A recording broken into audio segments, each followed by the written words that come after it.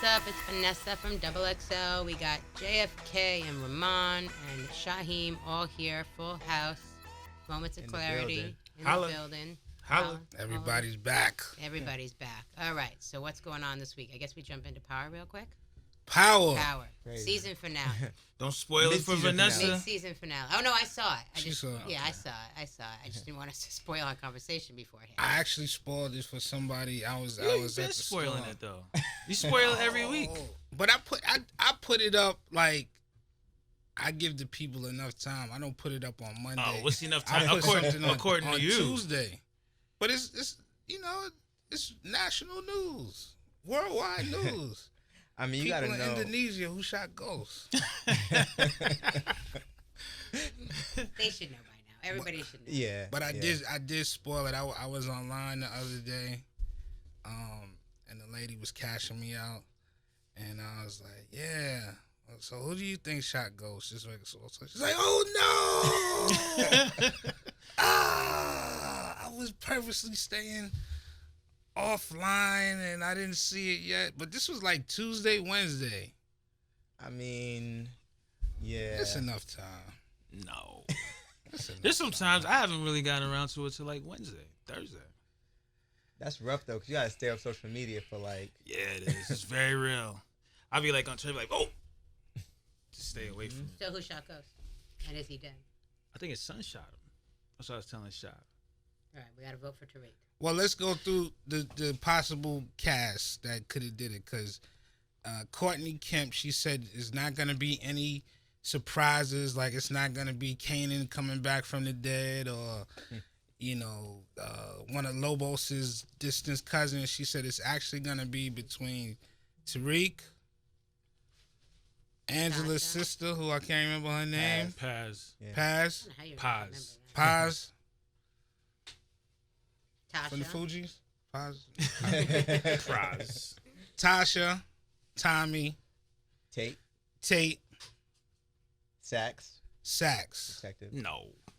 Come on. My son just had a bag over his face. and the police officer. She wasn't in the. She never made it to the club. She She heard the shooting. yeah, she heard the shooting. Arrest warrant in hand. Last episode, Ghost was really feeling himself, He was- man. yeah, he was on He one. was really just. He was telling I people don't about need you, himself. Tommy. I'm He leaving said- you behind. He said, even if you hate me, you still need me. But Ghost ran He around felt just that telling ass. everyone he didn't need him. He didn't need anybody. He was going to be big. He was going to be, nobody's stopping him. Nobody's stopping him. Nobody's stopping him. Fuck everybody, pretty much, right? Right. Yeah, he was feeling himself But the most. what's wrong with having some, what's wrong with having some integrity for yourself? Wait, Ghost You has it? might catch I mean, catch he, one. He was I running don't for know. office. It's like it's politics. Based off, and, this is what we you know. can't get over. Based off of what? How What is he running experience, right? experience? Like, what? Oh, we Hey, forgot I mean, Rotimi. there's a bunch of Rotimi was Oh, there Dre, too. right, but yeah. but the Right. government is full of crooks. I mean, yeah. At least have one that represents us.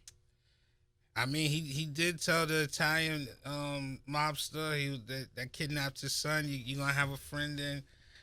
See, that's the thing with Ghost that kind of rubbed me the wrong way. Like, I like Ghost, but it's like the dude literally just kidnapped your son. Now you making favors with him. Like, It's like weird. anything's forgivable almost. Anything. Like, even just have Dre. Like, I know you had to work with Dre in an uneasy alliance, but not to just pop him when you know he's Dre should have responsible. died seasons ago. Yeah. Like, I don't know why he's still around. I mean, then you could be like, maybe Dre did it because why is he still around at this point? I just don't understand why he hasn't died yet. That's my theory. I don't think Dre got him. I think it was I think it had to be either Tasha or Tariq, because the look on his face when he's falling, and it was a great shot, right? Cinematography. He's falling, and they got the acoustic MTV Unplugged version of It's a Big Rich Town, and just slow motion. He looked like he had a very surprised look on his face, which, of course, if you get shot and you're not expecting, you're going to be surprised, but it looked like more of a hurt. Like, damn, I can't believe you shot me. Then, like, this motherfucker shot me. You know what I'm saying? Like, it looked like more like a hurt. So it's supposed to be the final betrayal. That was the whole theme for the season. You have to be betrayed about people you give a fuck about, right? Right, and we know it wasn't It's Tommy. really his son. That's a good point. It had to be his son. Because his wife already I'm on betrayed him. Tasha, Tariq, or Tommy.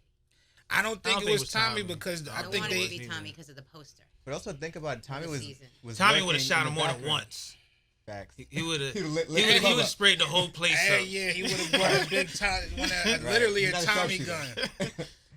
Like he brought that big gun just for the proctor, man. Like, come on. Yeah. But I think Tommy and Ghost, they pretty much ended what they was gonna do when Like they fucked each other enough over. right. Where it's just kind of like, you fucked me over, I fucked you over. Like, Yeah. Like we just gonna end it. And Tommy pulled the gun out on him. And he could have shot him if he wanted to early in the episode. I still don't know who it was shooting at them. Who was shooting at them that left the guy dead? Right. and who was that guy?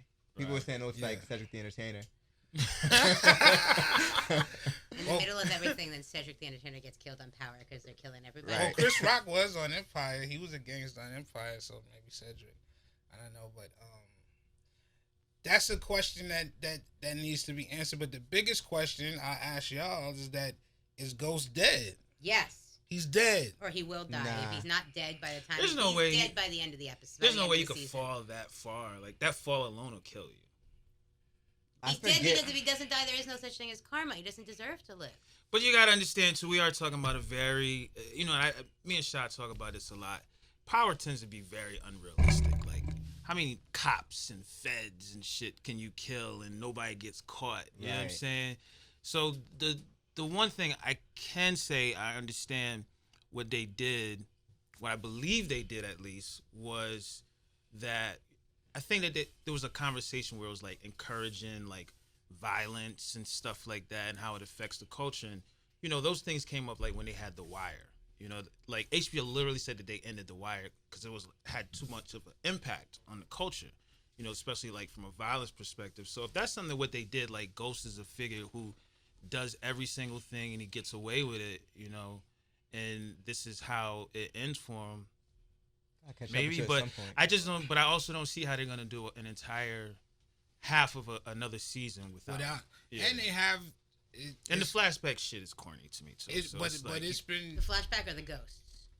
The ghosts. The ghost right. Making out with a ghost. Right. But it's already been reported that it's gonna be a spinoff called Power Book 2 Ghosts. Right. So, but that doesn't necessarily have to be James St. Patrick. That could be anyone could take on that name. Because it's gonna be somebody who's younger. It's not gonna be him. It doesn't make sense to me to give him a whole other show. Right? You just extend Power. He's either a minor character, which then you go from a major character to a minor character. Like, your ego won't allow that? I don't know. Or it's a prequel and it's younger him. It's a younger him, but then he's not playing himself if it's a younger him. I think he gotta die.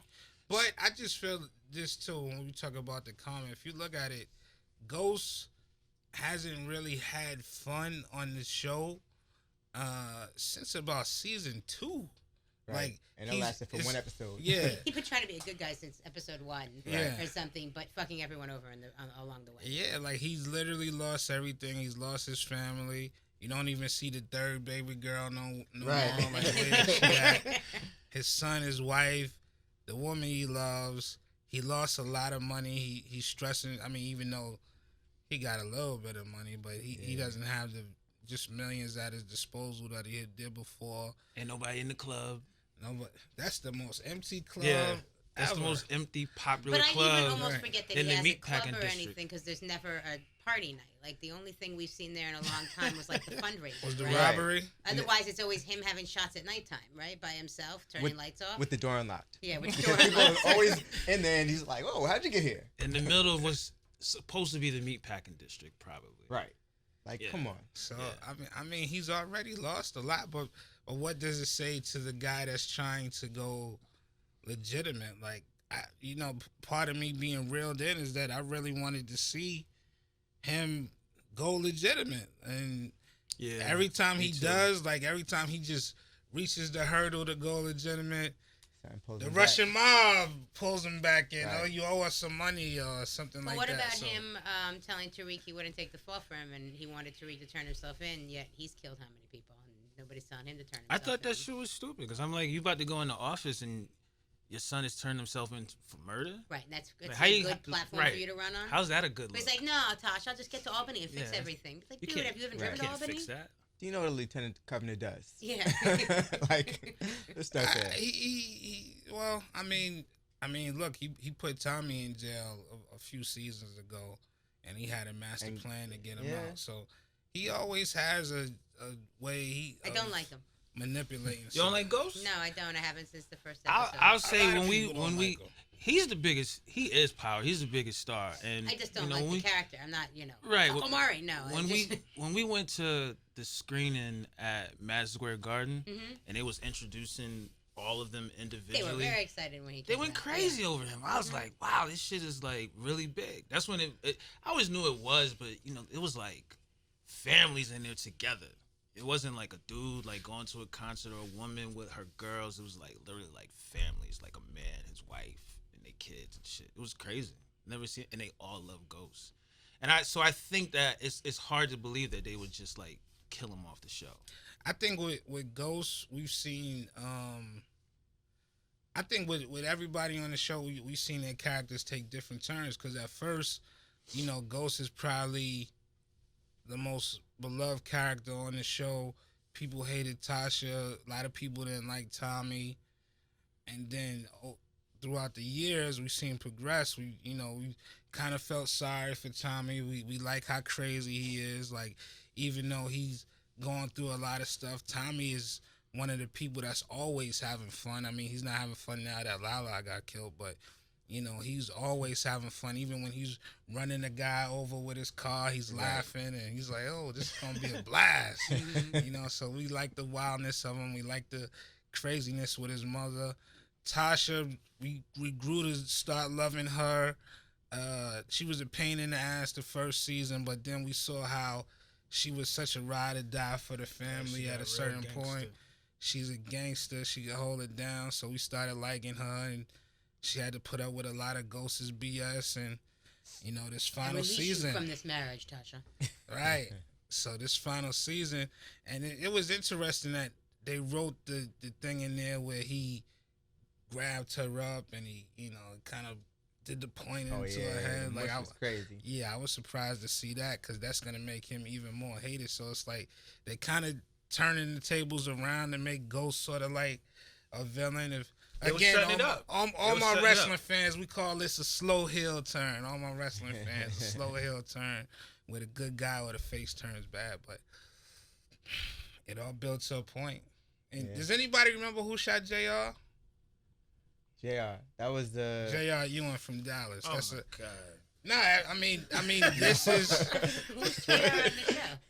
I grew up watching soap operas with my mother and all of them, but this is the closest thing. These are the one thing I'll say. I'll give you credit for it. These are the new soap operas. These are the new soap operas. The reality shows. They are the new soap operas. Somebody was talking about that. And this is the new version. About 35 years ago, they had a popular show called Dallas. #1 soap opera like that about the Ewing family, not Patrick Ewing, but J.R. Ewing. They were oil barons, and the leader of the family, J.R. Ewing, he wore a hat. He was a brash individual. He's Larry Hagman, a very iconic star and role of the 80s. He was like the #1 soap opera guy back in the 80s.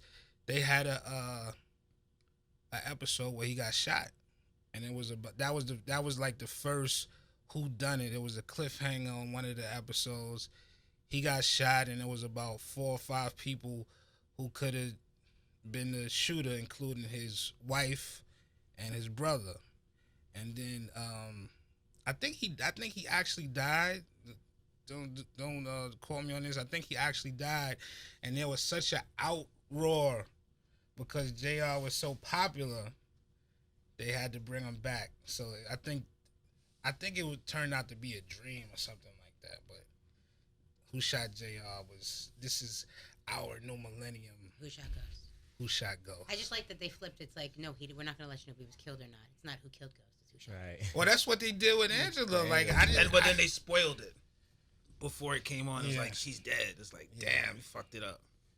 Yeah, I didn't really believe she was dead until we watched it right in the garden. I know, me neither. And her sister was like, "Murderer!" I said, "Oh." Right, because they had it in the I know. preview too. Right, she was in all the promos. Yeah, right, in the promo. Right. So that was all right. So let's go around the table. I don't think Ghost is dead. I agree with Rahman, and I think Tariq is the shooter. He was too calm.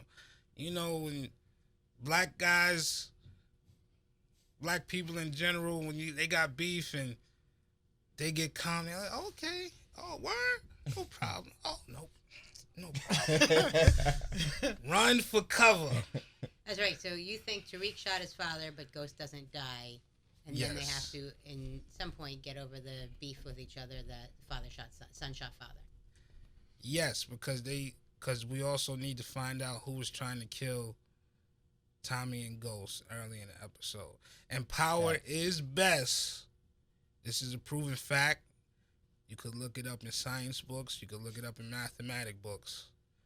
Power is best when Ghost and Tommy are working together.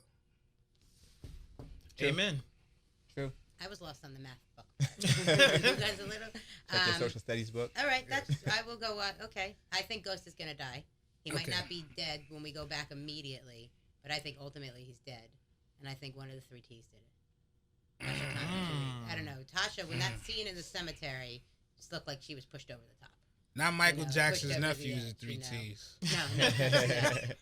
Tommy, just because to me that's the poet, the poetic justice of it, and I'm going off the poster for the season when it's about the two of them. Yep. Tommy's in the red. Exactly. So kind of the poster made me always feel like Tommy was going to take Ghost out. I feel like Ghost just can't live. There's nowhere for him to go. That's how they kept setting it up.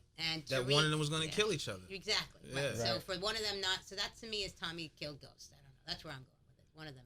I don't think he's dead. I don't think he's dead. He's gotta die. I think he's going to end up killing his son too.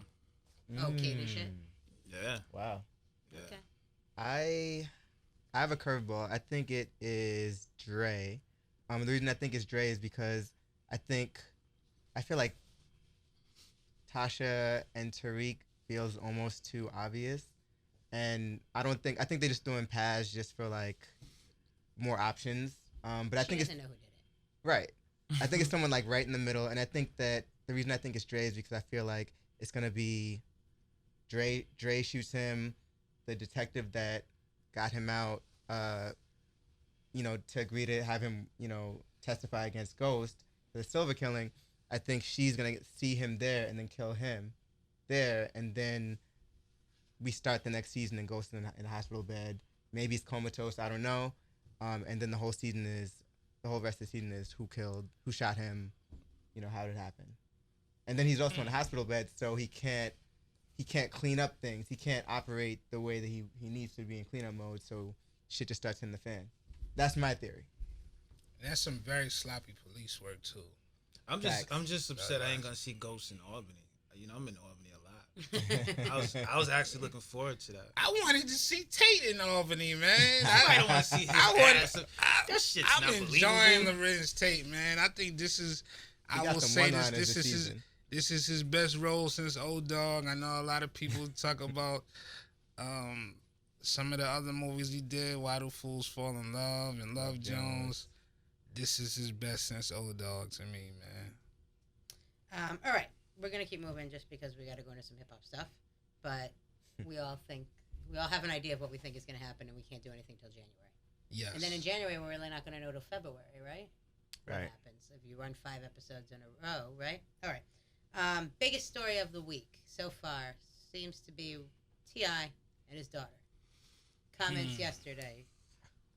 Comments were, we have yearly trips to the gynecologist to check her hymen so that he knows that his daughter is definitely not having sex. He goes to the gynecologist with her. Let's go to the dad. I thought he said that he plays Phyllis Hyman songs in the gynecologist. I don't see what's wrong with what he's saying. I look at it. I mean, look, as a parent, I don't think I would say that on the record, but I mean, as a parent, he's just really saying that he's looking out for his kids. In a sense, that's how it came off to me. This is not like it's a girlfriend of his who he's not married to or whatever. But his daughter can't fuck at 18. She not allowed to have her own sex life at 18. some fathers is just overprotective like that. It's 18. I wouldn't want my 18-year. I don't want to hear about my 18-year-old daughter having sex. But is she talking or having conversations about it and walking me like, this is what I fucked last night? They seem to be a very open family, where I'm sure that if that was the case, she probably would be telling. Like, I watch one of the shows. I will say I watched that Family Hustle show like a lot, and he clearly is like really into like his kids and like and his wife and shit. So there's a line between letting your child grow and have the experiences in life. I mean, going into the doctor's office with your daughter at 18 years old, and then there's the whole thing of Planned Parenthood out here saying that the whole hymen thing is a myth, and if she was active in school, it just seems crazy to me of the violation of what that is, and your daddy wants to come in your doctor's. That blows my mind. Now, I love Tip as a person, but that's some shocking shit to me as far as you're going to go. It's just, that's some overbearing But shit. What happens if he finds out, did you say what happens if he finds out she was having sex? Or what she science? did have sex? But the science is even ridiculous. Yeah, that's what, The HIPAA violation. And I think it's also a little bit exaggerated, too, like. He waits outside the room. He's not really in there. Right. That was her hymen. Like, it's from the outside. Like, I don't think he's in there like, to me. I don't understand. Well, the idea was that he was talking about his son being able to have a sex life. That's the thing that's a bit contradictory. Younger, right? And I was going to say that too. Older, right. And he's on some archaic, I'm going to make sure that she's not fucking, and talk to her doctor about it. The doctor's like, this is cool. Everything about it is so surreal to me, I don't know what to make of it. Everybody's response to it's bizarre. Everything that today... the podcast he was on, the two women had to apologize because they laughed over it and laughed about it or something. So then they had to delete the episode and make a public apology about their response to it. What prompted him to even say this though? Right, like you don't bring this up in a natural conversation. Not at least with that's gonna not in this seed into the public. If he was sitting here with us, I don't think that would come up as a conversation. That's what I'm saying. But I don't know the women, I don't know the podcast, but whatever direction that topic was that they were talking about, or the women he was talking with, it clearly wasn't about power. Yeah, I was listening to the Breakfast Club this morning, and they had an activist on there. I forgot what her name was, but they had people calling in and talking about it, and they missed her, so they like read her comments, and she was basically saying that she went through something similarly when she was younger. And that's a human violation of like of a woman's body. So I'm like, in that sense, I don't know. She is 18, so she can make her own decisions. For him to not go to the doctor anymore, and when is she allowed to have sex? That's the thing. How does she feel about it? I mean, she's 18 years old. That's what I'm saying. Now, she's 18, so she can say no. She was allegedly liking the posts on social that people were saying that were defending her and saying he was going overboard, and that she got caught liking them. And then I guess the last post she put on social, people were going in and making fun of her about how they were going to not make her a virgin anymore. And, I mean, just by saying that, the comments that he created to troll her seems almost unfair. I don't get the whole point of the whole thing. Like, I just don't, like, maybe he just fucked up and said something he shouldn't, but I just... He's been around too long to me fuck up like that. Yeah, that's what I'm saying. Like, T.I. is clearly, like, a very great dad, but, there's sometimes... But he's getting a lot of feedback of her not being a great dad for something like this. Well, what I was going to say was there's just some shit you keep in your house. You know what I'm saying? Like, you don't say it out there. It doesn't change the fact if it's happening or not, but it's like we wouldn't know about it if he didn't say it. You know what I mean? Unless we... Right. There's that factor, and then there's the factor that it seems like she doesn't agree, and she's bothered by it if she's co-signing the posts that are supporting her, Right. Like, I don't know. And where's Tiny in the mix? She was supporting her? Right. I don't think anybody knows what to say, right? You guys are definitely on the quieter side. Yeah, I mean... the dad's speaking. The other two aren't saying anything. Yeah, we don't have kids yet. Right. I mean, I feel for Neek. Like, I just... her doctor visits should be private. So...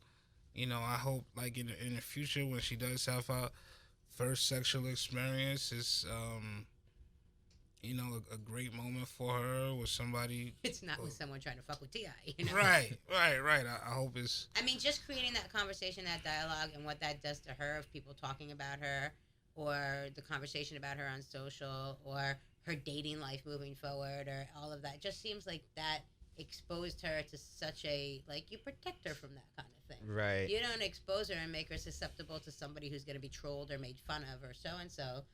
That seems like, it all seems so fucking weird. Yeah, it's like an unfortunate situation altogether. Right, and she's a woman. I don't know. I mean, in 2020, we're fighting for, like, our bodies are right. She's an 18-year-old woman. It just seems bizarre that, what is it, you're under my roof, you can't have sex as a female? Like, is that, and then she's got to move out? Or, I don't know. I understand the uproar off of it. I just don't even understand that. I got to do more research. I got to hear, like, the full conversation of it. Like, it just... Right. I got to hear the full conversation. Yeah. That was pretty quiet. All right. Thanks for bringing us down, V. You're welcome. I mean, people were very interested. G.I. trended in the #1 spot for how many hours yesterday, No, so it definitely got picked up by every mainstream media outlet. The memes are crazy. Yeah, memes are This is definitely not the time to have that type of revelation. I'll say that. When it's, like, very protective of women, as it always should be. I don't think that was in the best interest to put that out there. But I'm sure he has his reasons. Whatever it is, that's on that man. Right. All right, moving on. A white teacher wore blackface to class to dress up as Common for Halloween. Damn. He has since been put on leave. How you gonna dress up in blackface if one is a light-skinned nigga? You know what I'm saying? Like at least pick a dark-skinned dude, like, be like, I was Wesley Snipes or some shit like that. Like, you gonna dress up in blackface is Common? That shit doesn't make any sense at all. I just don't get how this is still happening. How is this happening in 2019 that people are still doing blackface? Like what? Every year there's, like, someone that gets called out for it. It's all over the news. Or they find old pictures of, I don't know, the president of Canada, and everybody's mad at him, or this celebrity, or Drake, or whatever it is. Like, how has everybody not gotten the memo yet that you don't do this? Right. Ted Danson. I thought it was going to stop at Ted Danson when Ted Danson and Whoopi Goldberg did it. And you see Lord Jamar used that opportunity to show those pictures of Eminem in blackface. Which it turns out was a mask of Will Smith. Right. Wasn't actually blackface. I was trying to remember. It was something, yeah. Right, yeah. And I think he was... I'm not completely clear on this, but I think he was feuding with Will Smith at the time, or he was like, they were trading jokes. I don't know, but Eminem, yeah. Well, Eminem dissed Will Smith on the record. He said Will Smith ain't got to sell records. Right. Yeah, Will Smith don't have to curse to sell records. So yeah, I just brought it up because I'm like, I thought that was bad taste on Lord Jamar's part. I mean, aside from the fact he needs to let the Lord Eminem Jamar shit hates go. Eminem. I know let much the shit go, unreal, dog. yeah. Like just let it go. You ain't even making music no more. But and he's even on if a he press was, run because of it. Like press, he comes, he's got some quote to drop it at Eminem. He's more relevant, whatever fucking janky thing wants to. If Brand Nubian was in they hype, and I fuck with Brand New, it's one of my greatest groups. But if they was in the height of their careers, he still couldn't fuck with Eminem. Like just let that shit go. But I just thought it was sad because I felt like it wasn't a coincidence that like this situation came up, and it's like, oh, also this. It's like, nah, like that shit is serious and it's offensive. You know what I'm saying? That people, like you said, they actually still doing this. And he's supposed to be of the culture. You're supposed to be supportive of it, not like using it as an opportunity to push your own agenda too. Yeah, but a lot of people use whatever they can to push their own agenda. Yeah, That's it true. deserves an eye roll. Yeah. But yeah, it's sad that these things are still going on. With the whole blackface thing, and like even probably I want to say like the next day, well maybe like a few days later, they had the all the voting was going on, and one of the mayor, I think it was a senator, had won in Kansas City, and like one of the first things they started talking about doing was taking down the Martin Luther King Jr. Boulevard sign. That's historic in hip hop culture. You know what I'm saying? Like, who got Jay got a record. J&B got a record about that. You know what I'm saying? Like, it's just all of that shit is just trying to erase the history. Yeah, it's just what's going on out there now in the culture is crazy. That's going back to the T.I. thing. I appreciated like the stuff that he was talking about, like with with all the Trump stuff and pointing out things like with Kanye, because he's one of the prominent people in the culture. A lot of niggas was scared to speak out against Kanye because they still want to be on his side, even though they felt like he was wrong. You know, the amount of conversations you have off the record about people and their feelings on Kanye, and then they won't be on the record about is quite interesting. it is. Yep. You know, like the amount of you're like, oh, you heard well, so and so said this thing or whatever, and you're like, yeah, but they would never say it to his face or anywhere around. But it's just there's so much of that. So I got shit to talk about Kanye to everyone but Kanye.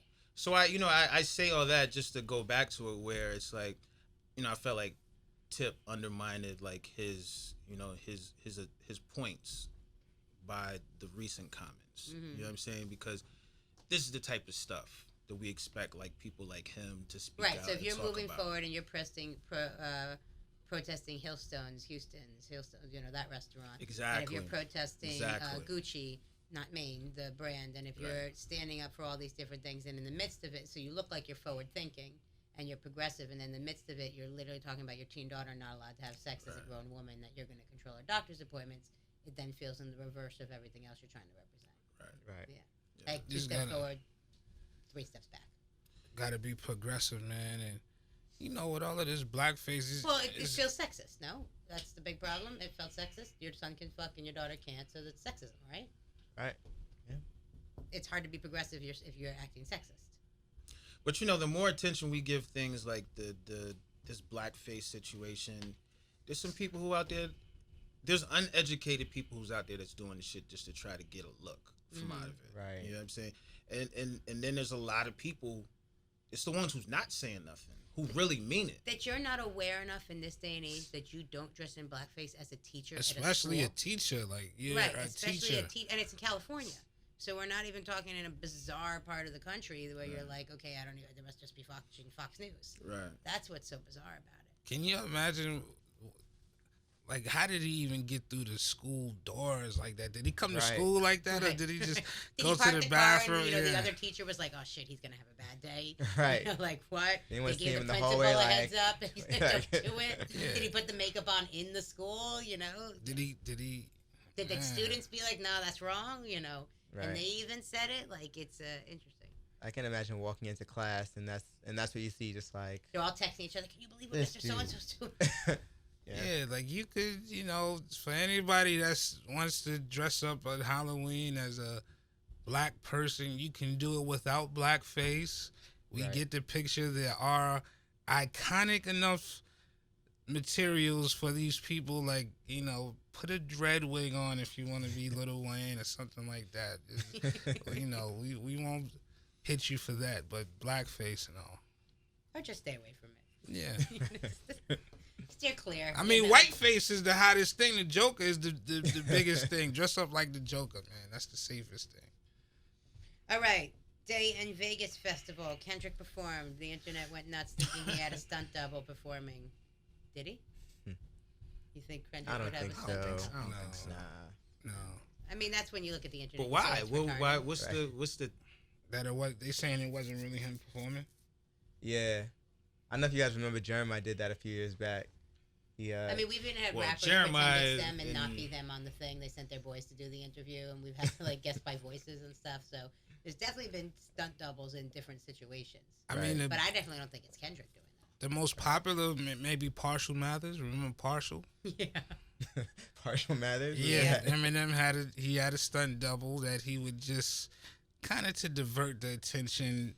Like he'll have Partial go through one exit and.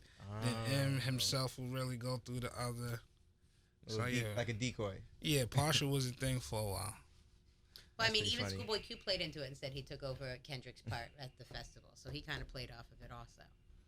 But I just don't see. I see Kendrick being so dedicated to his craft and his performance and his fans that he wouldn't not give a fuck enough. He's so serious about the art.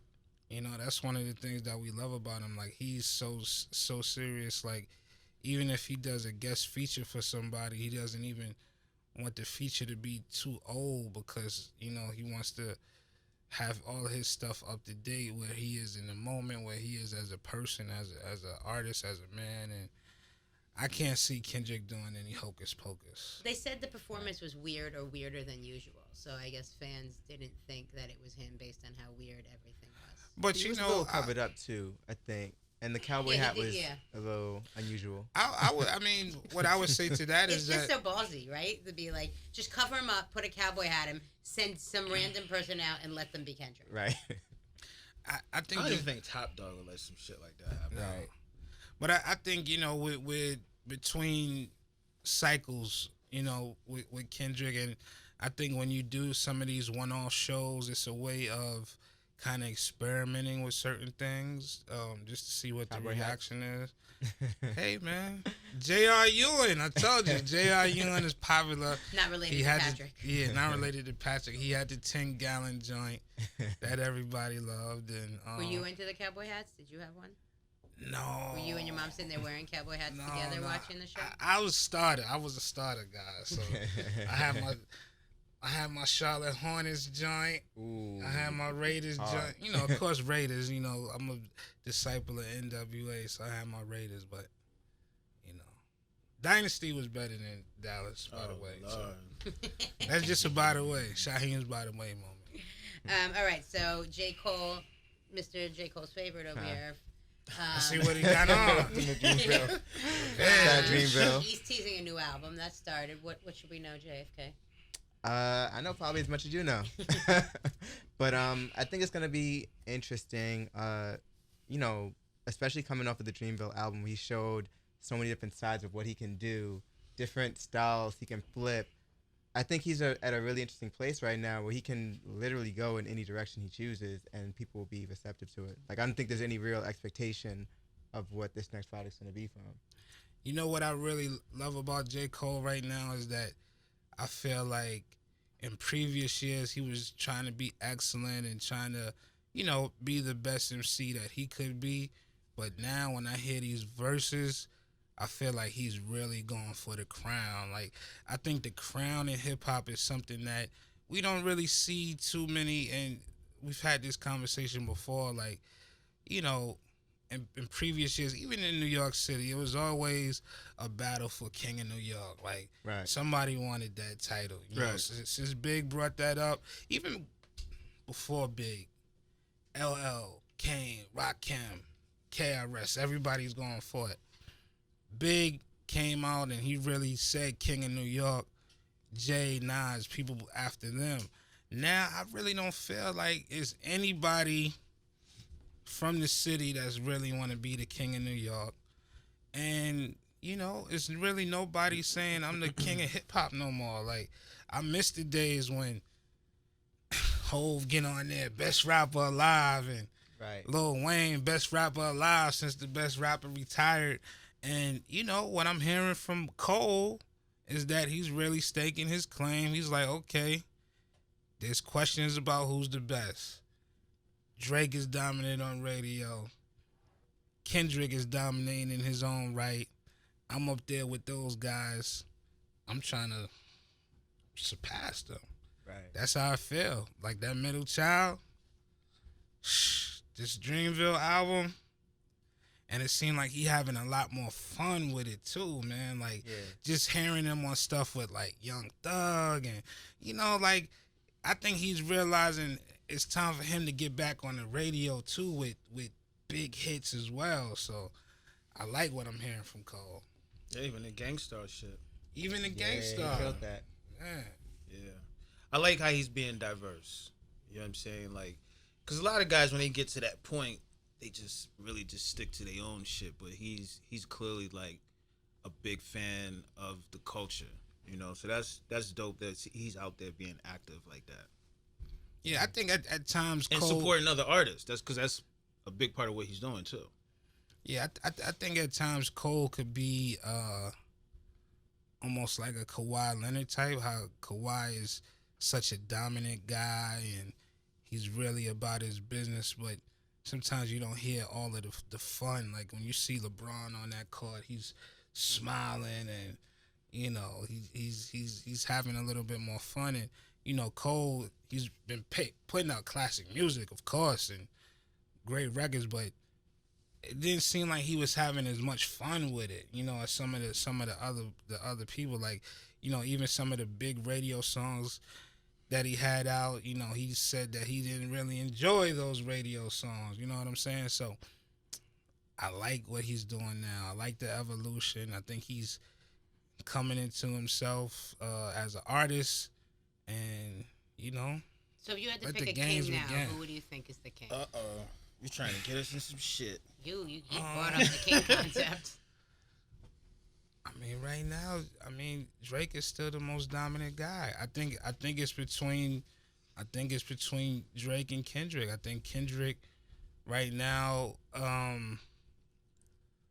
as far as albums just across the board with no flaws, Kendrick been doing it. But as far as just like hits, songs, hits, radio dominance, dominate, just everything that Drake is touching is gone. He's just had a few fumbles that we haven't seen Kendrick have. Well, I think the output is more too though.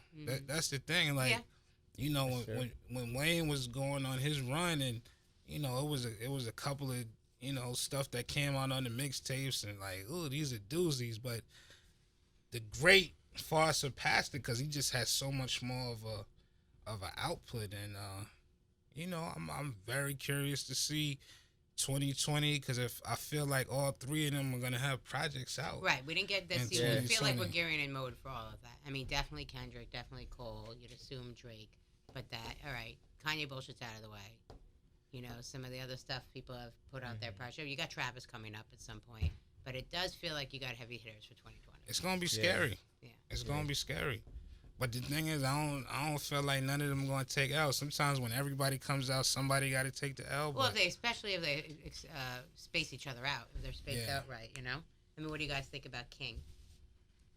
I would say Cole right now. I think just as far as these past 2 years, Kendrick has been a little quiet since the Black Panther soundtrack. Drake has, he put out Scorpion last year, but since then he's been a little quiet as well. And I think Cole has really shown that he's in that league and pretty much right there with them. And I think as far as like what he did with this feature run, what he did the moment he created with the rap camp at Dreamville, I think like, he's sort of the guy to beat right now. I mean, when Kendrick and Drake drop next, I think we'll sort of like have a gauge of like where each of them are in comparison. But right now, I don't really see anyone else topping him. I got nothing. Did he just hide behind the mic, or did feels like an XXX poll too? I think we put XXX. I like all of them, but when you talk about the king, like the king of New York, it's a different conversation versus like who's the best rapper. Right, but there is no king of New York, right? Cardi, Cardi, the queen of New York, right. The king of New York. I mean, it feels like that conversation. Or the concept of it hasn't existed in quite a while. Right. New York hasn't owned it for how long? Right. I think that's part of the reason too is that we since don't Ludacris have came out. Since Ludacris came out. 50. I think it was still a thing with 50. Yeah. I'm just saying that was the beginning of the surge of the South. Right. Is what I'm saying. Yeah. That's where I was going with it. Yeah, I'm not saying Ludacris was the king. Right. But I was saying, I did take it as that way. I was like, interesting. Okay. I didn't see that coming, but okay. But it's hard to decipher because I think that Drake, Kendrick, and Cole are all doing like different things. Like, I'm not saying that Drake doesn't embody rap, but he sings and shit, la la la la, or whatever. But Kendrick to me, and even Cole, but ain't nothing fucking with Kendrick. There's just nothing at all. Like, it's just completely different. It feels different, and even when he goes away, and it's the same thing. When niggas is hot when they go away, and you be like, yo, when's such and such coming back? Yeah. True, yeah. And it's like that. Saying. It's like that with him, and it's like that with Cole. Well, you haven't too. had that chance Kendrick with Cole since he's been acclaimed. out with the team, with the Dreamville and put himself out there a bit more this year. So you haven't had the exact chance to miss him. With Kendrick, you had that chance, and you can feel the need and the want for him to come back by people. And that's how it was back in the days when you had like, if like Jay put out an album or whatever, like before like the whole Cash Money shit really took off, and it was just like you had no breaks in between. But when like somebody would put out a dope album, you'd be like, damn, waiting for them to come back. Mm-hmm. It's like it went on a massive run for like damn near like 20 years where we never really got to experience that. But when you look at runs, like Drake's run, I mean, the guy doesn't go away. The guy has not gone away in, was it 15 years, 10 years? The guy does not go anywhere. Right. And even with fumbles or even with whatever, even with questionable moments, he does not go anywhere. It's like a few months here and there, but yeah, pops back up with a hit song. Right. Like he announced makes a collaboration with someone with a hit song. Like it's just he's just unstoppable. Right. He announced a weed business and dropped a record. Yeah. Like right alongside of it. So hey, that's some people's recipe, but and I'm not saying that he doesn't have to do that. Mm-hmm. You know what I'm saying? But it's just that shit with niggas is fiending right now for Kendrick. Yeah, it's true. Bad. Yeah. I would like. Yeah. Oh, go ahead, Jay. I mean, you're definitely right about that. I would say Kendrick knows. My one counterpoint for Cole is I think his feature run got to the point where people were fiending for his next feature. Right. His next verse was like, oh shit, he killed that. What's he gonna do next? Who's gonna pop up with next? And and he's had like a really strong run of those too. Yeah.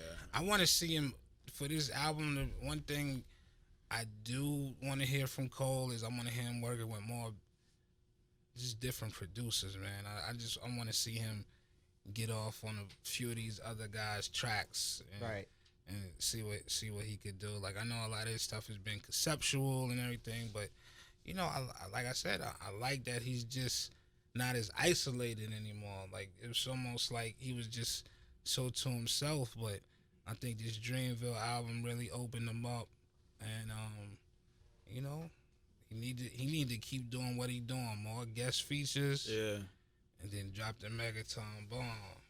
I like seeing him out playing ball with the NBA players and all that. Like right. It's been dope to see what he's been doing the past couple years. Definitely. All right, Diddy turned 50. 50. Happy birthday, Diddy turned 50 years old. It's crazy. He's been in hip hop for how long? It's been a tremendous career, since a teenager for decades, man. I mean, it's like about 32 years. Who do we have that's 50-plus-year-old relevant in hip hop? It's Dr. Dre and Diddy. Dr. Dre, Diddy. Is LL Cool J? It's a good question. LL Cool J historically is LL Cool J. Where does he fit in the hip hop space of relevancy right now? I mean, when he's on, what's that show he has? They call him a hip hop artist. Wasn't he in the Rock and Roll Hall of Fame or at least nominated?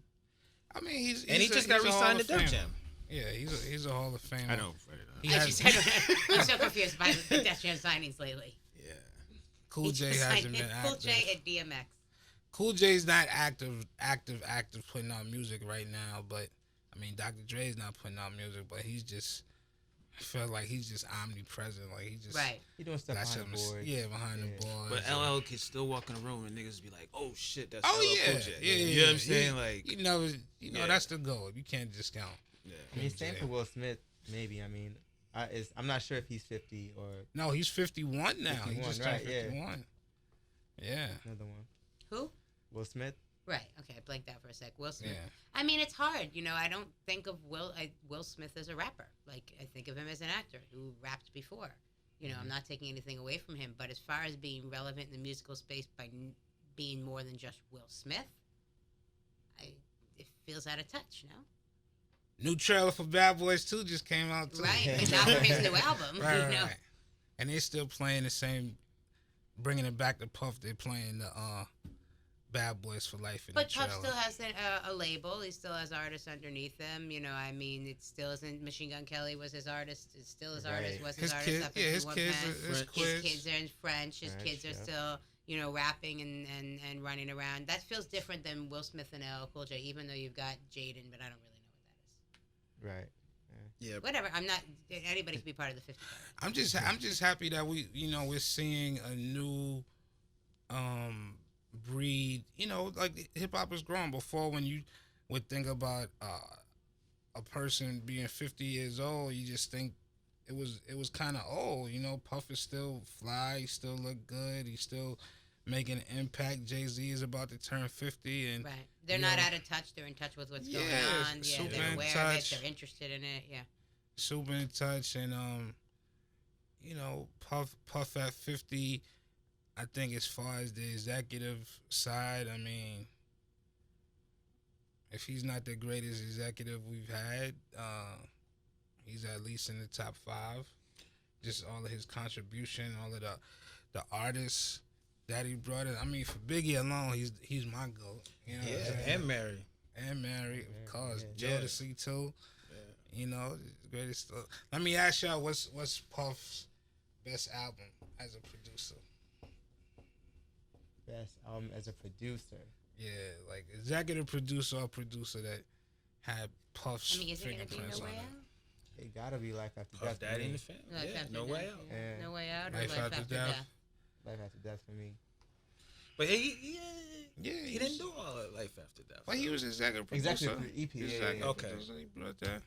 There's two different things. You know, Life After Death. That's my favorite album. So like No Way Out was him. That was Puff. Yeah. That was Puff in the Life family. After Death. Yeah. I mean, Mary J. Blige, My Life too, man. Yeah. I think that's one of the. I think that's probably one of the best ones. Yeah. Definitely. I don't know why he's not doing that though. Anymore, right? Like that's what I want to see. Like, you know, me and Rahman, we both worked at Revolt TV.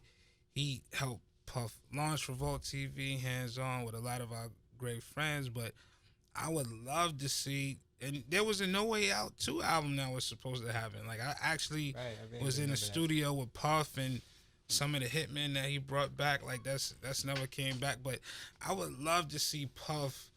You know, Quincy Jones did Thriller at 50. So, you know, I think Puff could do an amazing thing. I would love to see Puff produce Chris Brown. I would love to see what Puff and Beyonce could do. I would love to see Puff and Mary J give it one more time. I would love to see Puff and Rick Ross do something. You know, like I want to see him do more of the production thing. But I feel like he's very also family focused right now, right? I mean, it was the he's death had of a- Kim he's Porter. had a He's tough raising year. 2 daughters, He's you had a know, tough year. and other kids 3 as daughters, well. yeah. 3 daughters.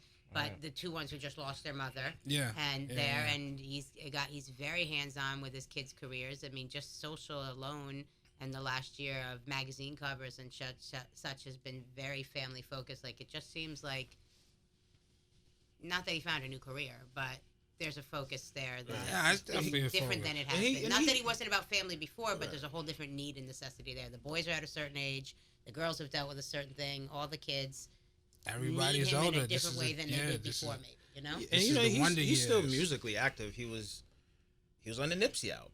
You know, a lot of people forget that it was short, but it was impactful. Short but sweet. You know what I'm saying? And French, you know, he was heavily involved in Chinks' album. He invested early in Machine Gun Kelly, French's and new look how project. big MGK got. You know, in his lane and movies and acting and all of that. You know, and that was a. We're used to Puffy always signing new artists and having a new bad boy, right? And we haven't seen that in a while. And not for nothing, Puff played a very big role in Travis Scott's career, like earlier on. You know what I'm saying? Like him, Neil. Shout out to Neil. You know, like even like Bryson Tiller was around like Puff like earlier on.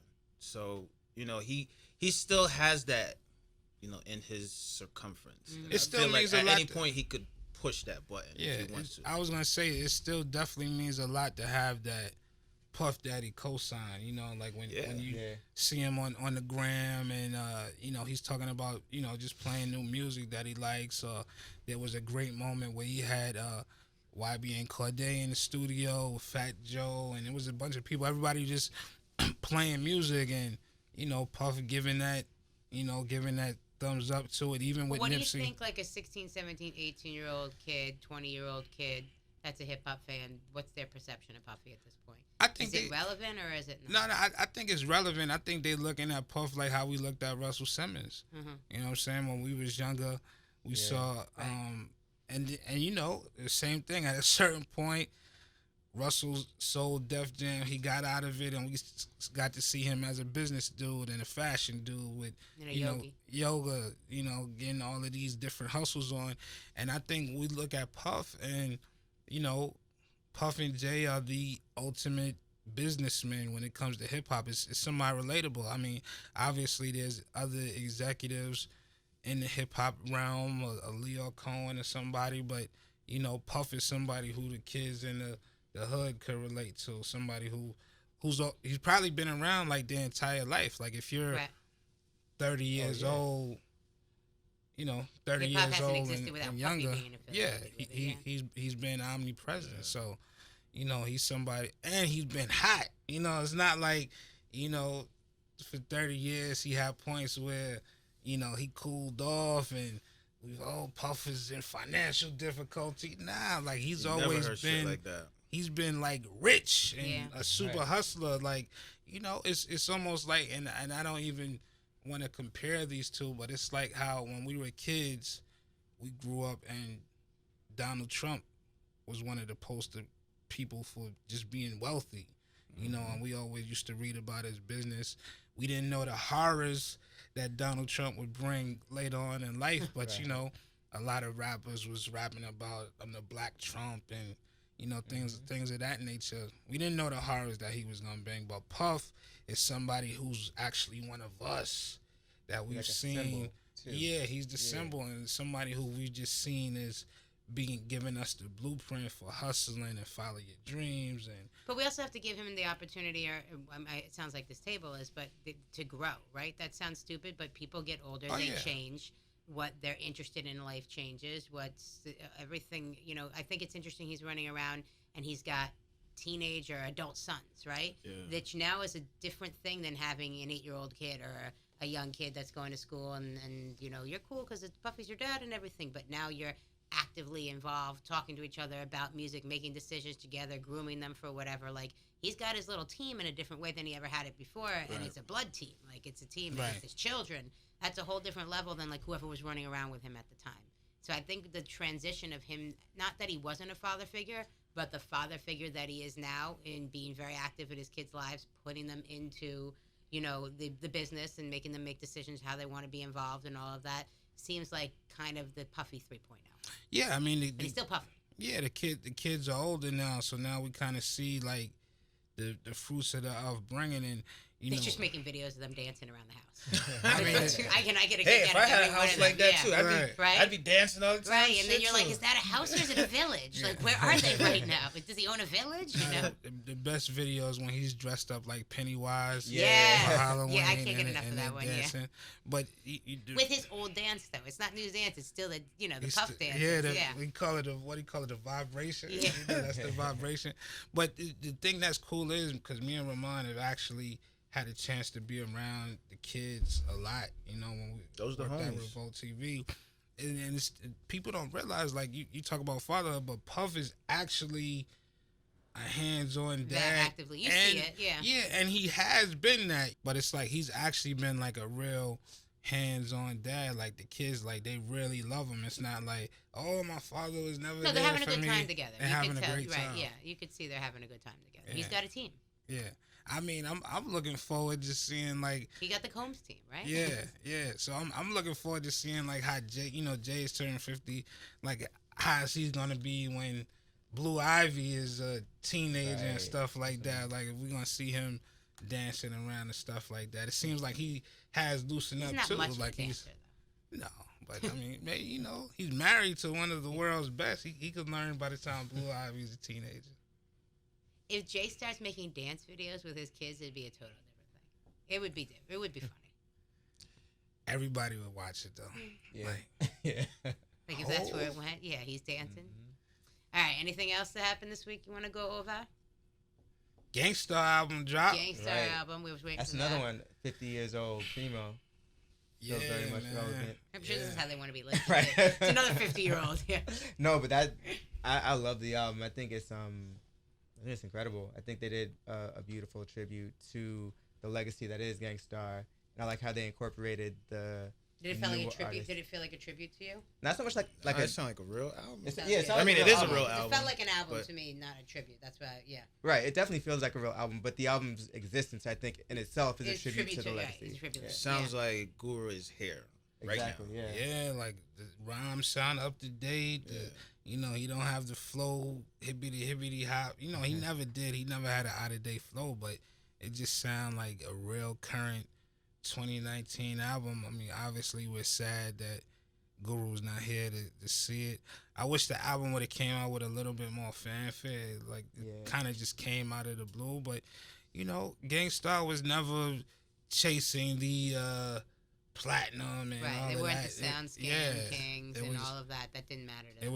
It was for the fans. It was for the art, for the culture. And, you know, it's great, man. I love the fact that they kind of bridged that gap with J. Cole and, you know, Cole paying homage to, you know, some of the people. And I want to hear, you know, Premier, like, if y'all listening to the beats on here, like, Premier is still at the top of his game. Like, it's like, man, and you know, he had to probably work extra hard because he probably had to build beats around these vocals, and he really took it. It sounded like he really took his time. Do we know how long the project took to make? I think 18 months. 18 months, I believe. Yeah.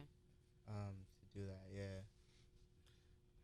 Primo sounds great. Yeah, Primo's still one of the best, man. Like, I want to hear that Primo signature sound with more artists, man. I think that's one of the things in New York, man. We just don't have that real signature producer.